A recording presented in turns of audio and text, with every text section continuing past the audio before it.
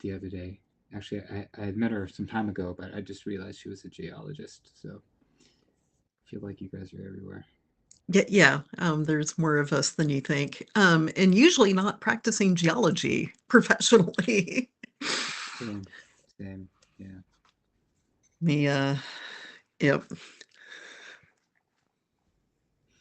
Secret Society of Geologists. Hey, I I have a fun story. You should tag me at some point about um, being identified as a geologist, like out of the blue. Like, and how did you know that? I mean, wasn't like we were in a conference call and there were rocks behind me. It right. was like the wait. Right. Cool. Okay. I will do that. I have taken a note. Speaking of notes, we're at the top of the hour, or bottom of the hour, depending if you're which time zone you're in. Uh, but we're at the start time for this meeting, so I think we'll get going. I put a link to the notes in the chat of Miyako. Just a few housekeeping items to start. First of all, everybody who's joining should feel free to turn on the camera. We're trying to replicate the around the table kind of feeling, and we're usually pretty small. It looks like we're especially small for this edition. So yeah, feel free to turn on your camera and wave. Hey, Cindy. And no requirement to, but if you're comfortable doing it, that's great. The meeting is being recorded and will be posted to YouTube as all most IETF interim meetings are. So we're following that pattern. The note well you should probably consider to apply, though I don't think we're going to be talking about anything that uh, will be a significant technical contribution to the IETF. We do try to follow the code of conduct and other be nice to each other and professional uh, in this meeting. If you have the ability to get to the notes and add your name, please do that. And the notes will be shared after the meeting as well. Um, with all that said, I think we're into the bash the agenda portion of the meeting. Hey, Laura, we just went through the you're being recorded and it will be posted. Be nice to everybody. Part of the meeting. I don't. If folks haven't had a chance to look at the agenda, I'll talk for about 15 seconds so you can scroll down and see if there's something there that, or see if there isn't something there that you think should be there, and we can add it. Um, I think that pretty much covers the intro part of this. Is there anything people want to add to the agenda for today?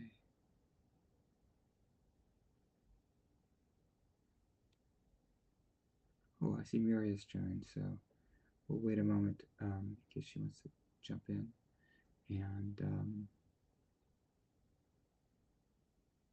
yeah, okay, great. Miria, in case you're listening, I'm gonna add. Oh, excellent, fantastic. Thank you for doing that. Great. Well, if you scroll through the agenda note, you'll see that the agenda is pretty light. Um, and I would actually, as sort of an experiment, propose to do the FYIs and updates first and tee up the topic for discussion because I'm super interested in this. Uh, but uh, come back to it so we have as much time as we like uh, with the gating on a full hour to talk about it. Anybody think that's a bad idea? No, everybody loves it. Okay, fantastic. Um, so just FYI, just to let you know from the last meeting, the items we discussed there, particularly the idea of reviewing our social media approach, and also the idea of conducting the first experiment, sort of experimenting, promoting IETF things. Those are underway. They are definitely in progress and underway. Not in the actually in progress version of in progress. So expect to see news about that. We also talked a little bit about additional blog post themes, things that we were talking about, having a regular drumbeat for. And I wanted to point out that there are a few others that have emerged. One is things like stories of participation, maybe by various segments that you don't think of participating in the IETF. And so, for example, just today there's a post on the IETF blog and shared on IETF social media about a team made up largely of people from Mauritius and Kenya. I think there's one person from the US who worked on post-quantum cryptography in open source packages. I don't know if maybe this is familiar to some folks on the call.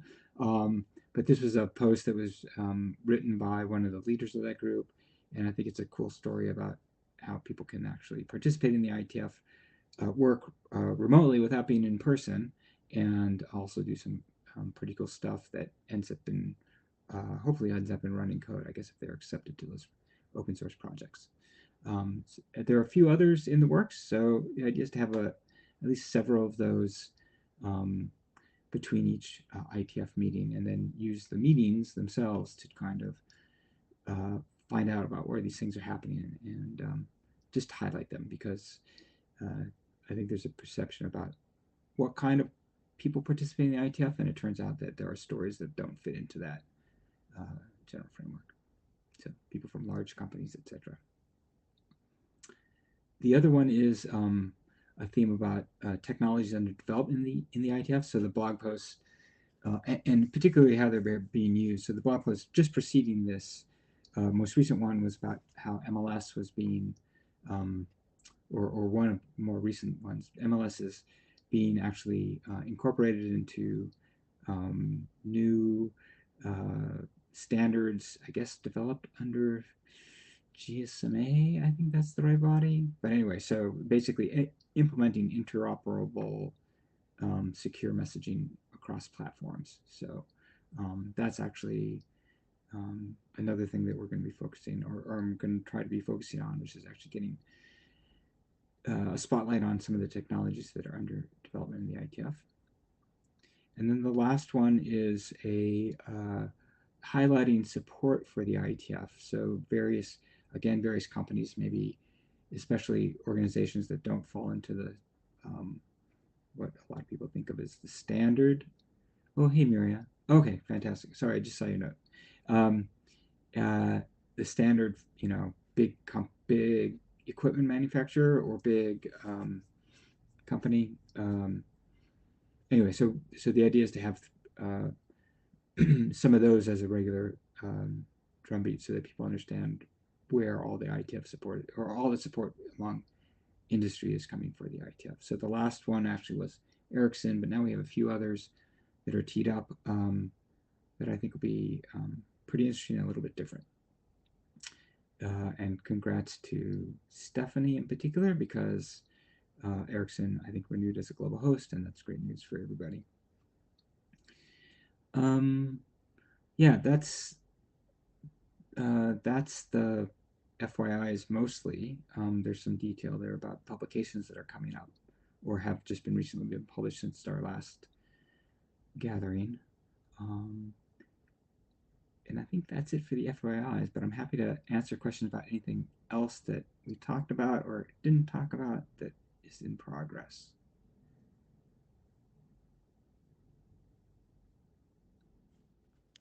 I like the graphic on the IETF snapshot for last year. Did you do that? Well, I did it in the sense that I found the person to do it. Yes. Okay, so well, I I was made just wondering if like the RPC wanted to do graphics, who would we ask about like tools and or some yeah. ideas?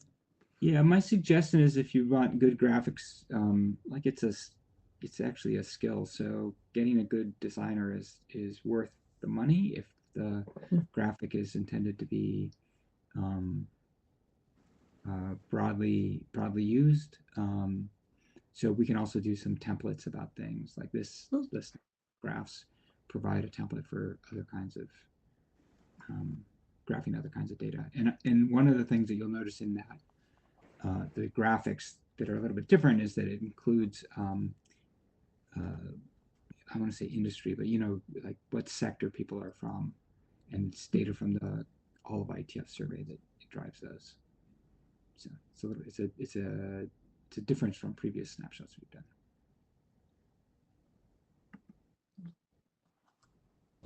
done.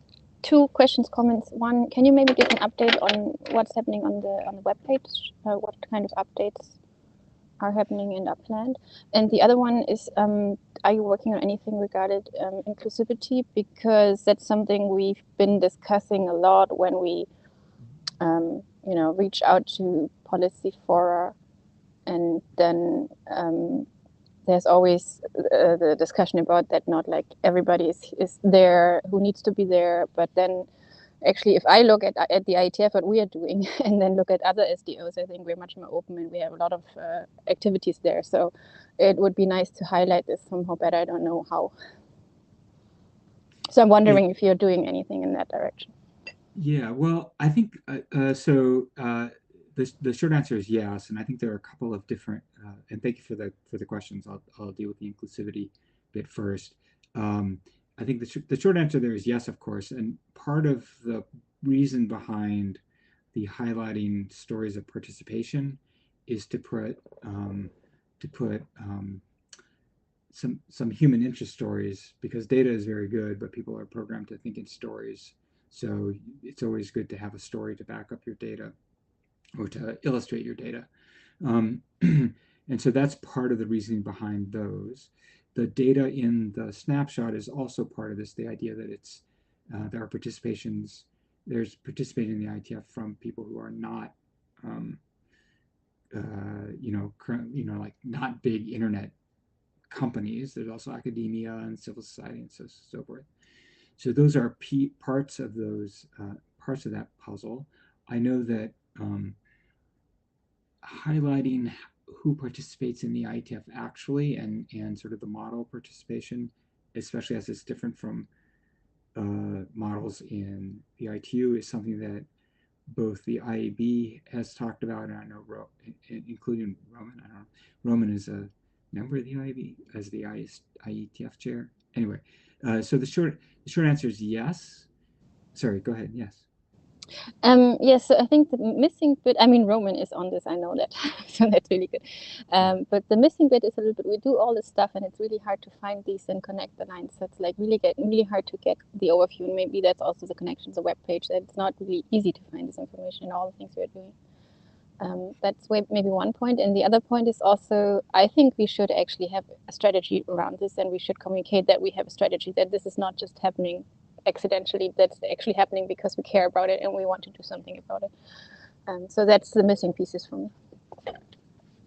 Yeah, I think so. To your first point, I know it's definitely something that Roman is talking about, and I've talked to Drew about as the IAB outreach coordinator. So that's definitely something, like having a concise story and materials to back up that story is definitely something they're working on, especially as folks know, it's Swiss plus 20 and with the upcoming IGF. So again, I think the answer is yes to having like a focal point piece to bring all these threads together.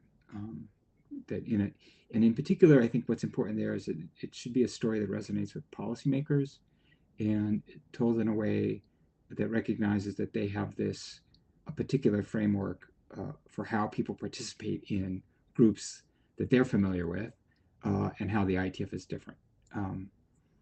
And so I think that covers your question. I think that covered. Does that answer the question, Miriam? Yeah, I mean, that would definitely be helpful. I think the other thing is to kind of put this information a little bit more prominent somehow on the IETF page. So there's a feature today on the IETF page that does illustrate one of these. So I think what you're talking about is maybe adding something under the participate, like something like a who participates kind of thing, so people can figure out actually who participates in the IETF as well in that snapshot kind of view. Is that? It's not only about showing that we have diversity, but it's also about showing that we care about it and that we have a lot of programs like mentors and the training, the onboarding day, or however we call it, and so on, that we have all these things because we care. And I think all these activities are a little bit hard to find. Like, this should be much more prominent in our webpage, like on the first page or something. Okay.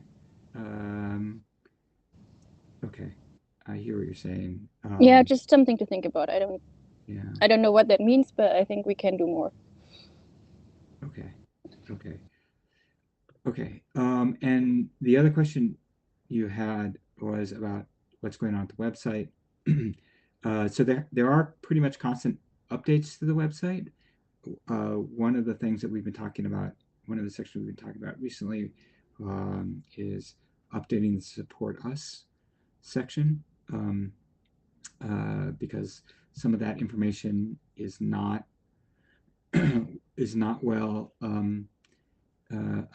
understood. And as we talked about last time, where this is something that I think is in progress, but maybe not as far along as I was hoped, was the technology section. So I definitely recall your suggestion about simply moving the technologies, taking sort of more of a blog post approach to the technology section. And so that's definitely in the mix. We haven't gone as far as that I thought we would by this time in that section, but it's definitely still in the works. Is there something else in particular that you were interested in the website? No, that's fine. Thank you. Okay. One thing I will say, just related to the website, and we talked about it last time, is the experiments bit will help us, I think, understand a little bit better how people come to the website. So if we do these promotional experiments with things like on Facebook to promote IETF 123 registration, or Google AdWords, which is what I suggested in the notes, then we'll have a little bit more understanding about how we can drive people to the website. Because one of the things, it's definitely true in the IETF site that the front page is the most visited page, but there are also other pages that can be leveraged to that people come to directly, like that's their entry page to the website, and we should think about how to leverage those. So, for example, people come to the meeting pages directly, and so is there something else that we could do on the meeting pages to highlight key things or to calls to action? So, are there any other? So, thank you very much for those questions, Maria, and helpful suggestions. Are there any other things we want to talk about on the FYIs and updates? Oh, I see it. I see. I did not finish the annual report. The 2024 annual report is expected to be done at the end of May, so which is considerably ahead of any other time we've done one of these. So I'll be really, really super happy if we can pull that off, which I think we can.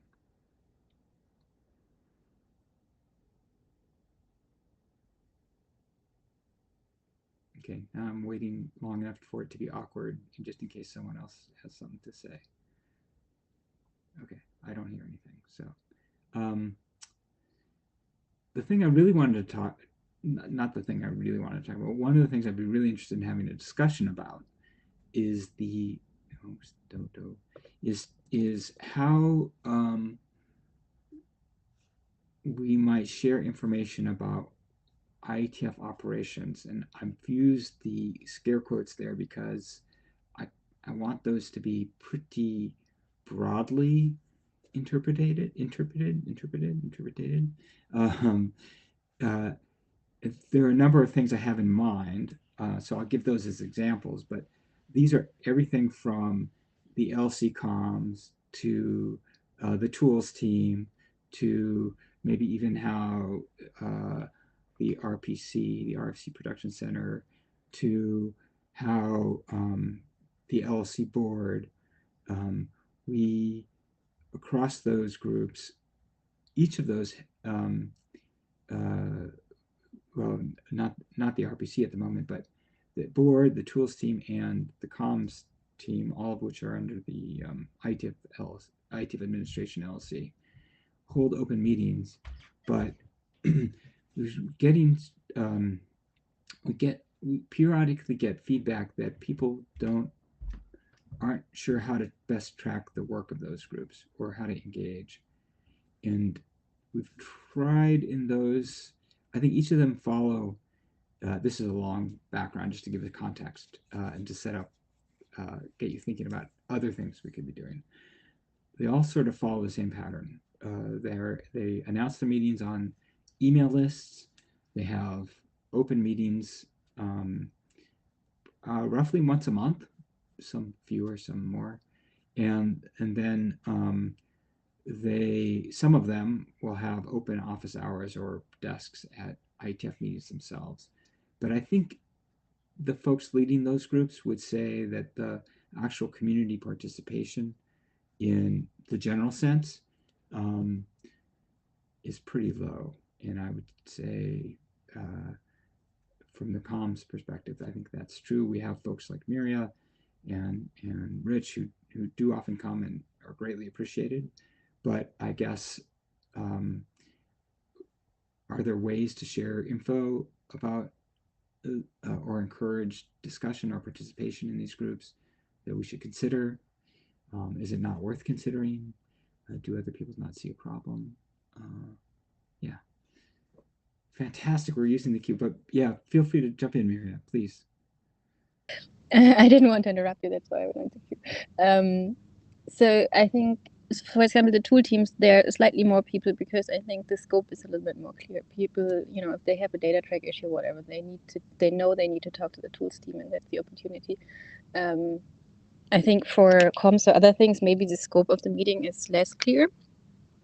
But I also don't think it's a huge problem, because ideally those operational things should just work smoothly, right? So if people don't have something to complain about, that's a good sign. If you have very concrete things where you want community input, I think you need a different way to reach out. You need to send emails announce it at the plenary or in other meetings or whatever, if you have very concrete questions. But otherwise, I don't think this is actually like a super bad thing. Okay, just to make sure. So may not be a problem is what I hear you saying. And I mean, I don't think it is, because ideally these operational things should just run, right? And if you want to discuss everything you're doing with the whole community, you will never make progress. Again, it depends on you. If you think that you actually have problems where you're missing input, where you can't make progress because you're missing input from the community, and then these concrete things maybe we need to bring them in a different way to attention to the community. Okay, thank you. Yep. Yeah, I would tend to agree with Miria. I'm on the other hand, I understand, wow, we're doing a good job, and if nobody complains, that's good news. But there's always the undercurrent of, well, if nobody complains, do they just hate us? Are we doing a horrible job? So no news is good news can also mean no news is no news, and you don't really know what the community thinks you're doing. But I come because I got a spare hour here and there to attend these kinds of things, and I'm a process wonk. But yeah, I understand the interest and desire to have some feedback and have an open communication channel with the people you're trying to serve, and I think that's great. But I don't know that there's a problem that you're not getting much. I mean, having these kind of meetings, if occasionally some random person shows up, or occasionally at the tools thing, we get some person who shows up with a particular axe to grind. Is it any different than the outside participation in the ISG? And the LLC just had a meeting, but that was because the discussion was about what we're going to do about San Francisco, right? And so there was a lot of attendance there that, unusual, myself included.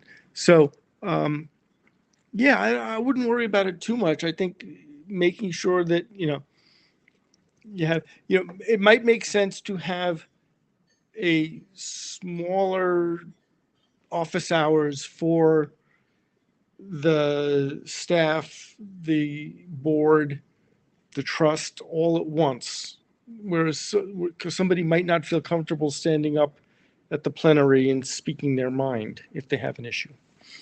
Not that that's a big problem with the IETF membership, but there's probably some. That's a good idea. Okay,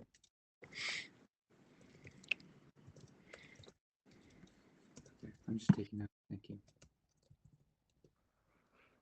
So the RPC is going to be having a meeting, hosting a meeting like this in May. So it will be our first one following the format of, these FYIs and hot topics, focusing on our strategic transformations. There was a blog post about that, and a link to that was posted to our RFC interest. The RPC had a retreat in early April to discuss, and one of the things was we could have an interim meeting like this so the community could ask us questions or hear updates about what we're working on. So.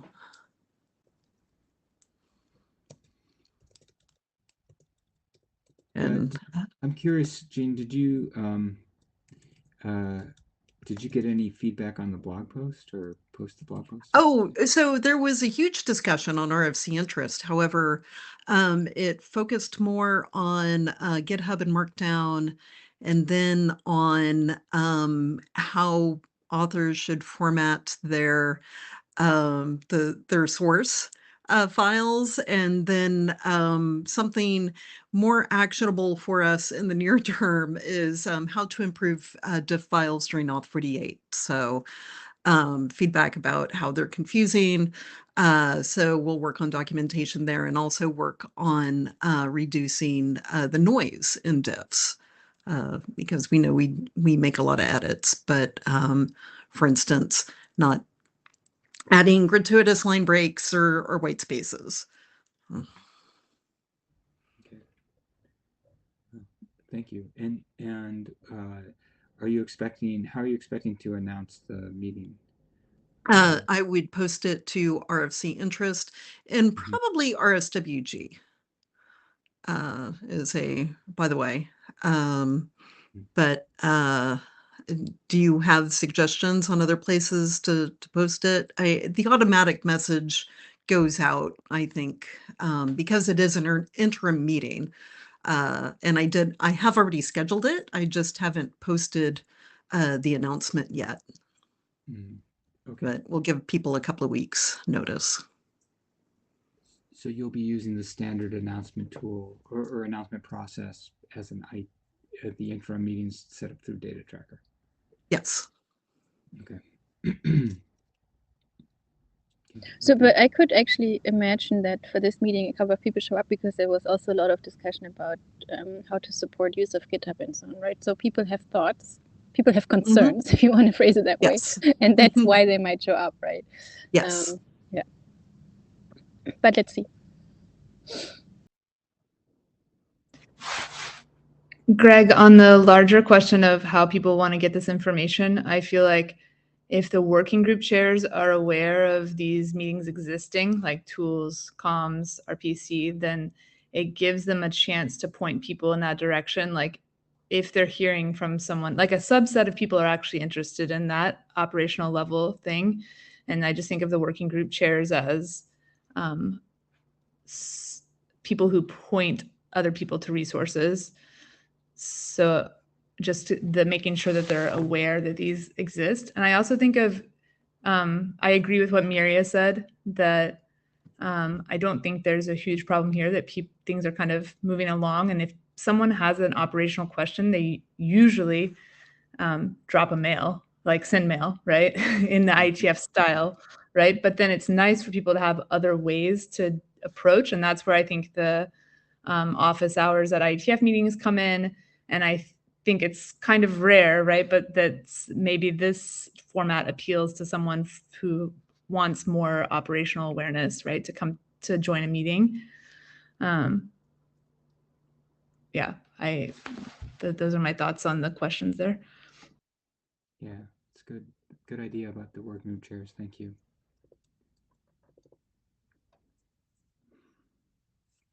I've taken notes in the notes document, and oh, thank you, Cindy, for posting the announcement. Yes, Miria. Yeah, and just on the first point I made, I think it would be actually nice to not only use these meetings to report back, but also to come up with things or questions where you want input or community input. That would be more useful for me, I think. So just as a maybe a very prosaic example, if I had shared in advance that we're really looking for input on ways to share information about IETF operations, please come share your ideas. That might have generated more interest. Yes and no. I mean, like, I think that would be a good approach. I'm not sure where you would share that and how many people are actually subscribed to the comms list, right? This is another thing. So compared to the tools team, I think less people in the community are aware at all that these meetings exist and what you're doing there. Yeah. I mean, we talked about a dedicated LLC-COMMS list last time. That hasn't happened because my sense is in talking to people, there isn't really enough distinct interest. So these meetings are shared on admin discuss, which is also very, like a self-selected set of people too. Yeah, that makes sense. And the other option would be probably also to share it on UTIER. I think you're reporting back there a little bit as well, right? So that might be the right group of people as well. I'm sorry, I missed the The EOD. Sorry, I'm not sure which microphone I'm using. So. Yeah. Okay, I'm taking notes.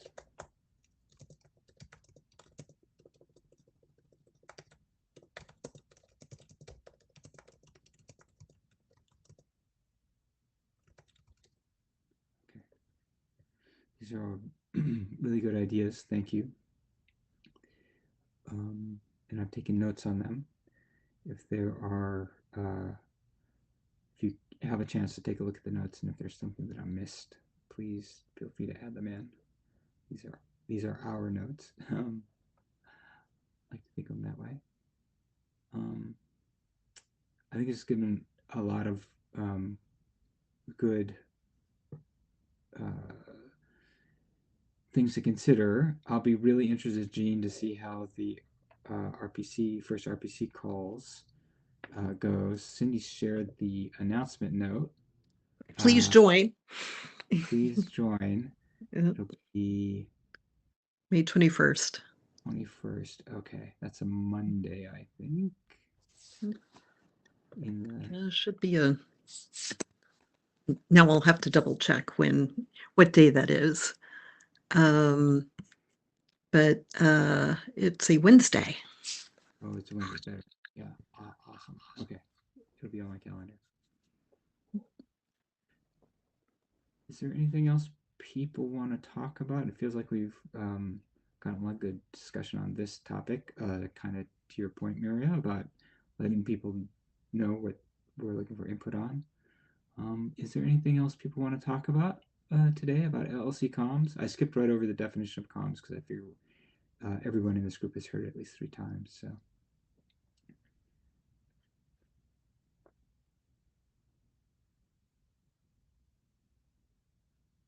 Okay, that feels like awkward silence. So maybe we are done for today. We don't usually talk about future meeting scheduling because things are kind of up in the air. But in general, I do expect to have another one of these opportunities to discuss things. I'll think about particular topics that we might tee up as interesting input opportunities for people from the broader community, and then yeah, go from there. So we won't do it on May 21st though, Gene. Just to be clear, we'll give people a little space. Maybe the following week. Okay, well, I want to thank everybody for joining. It's always good to see everybody here. I really appreciate the engaged conversation and ideas, and I will read through the notes one more time, and send them out to the. I'll link out to the admin discuss list probably in a couple of days, but later this week. So thanks so much. We'll talk to you and see you all soon. See you later. Thank you, Greg. Bye. Bye bye.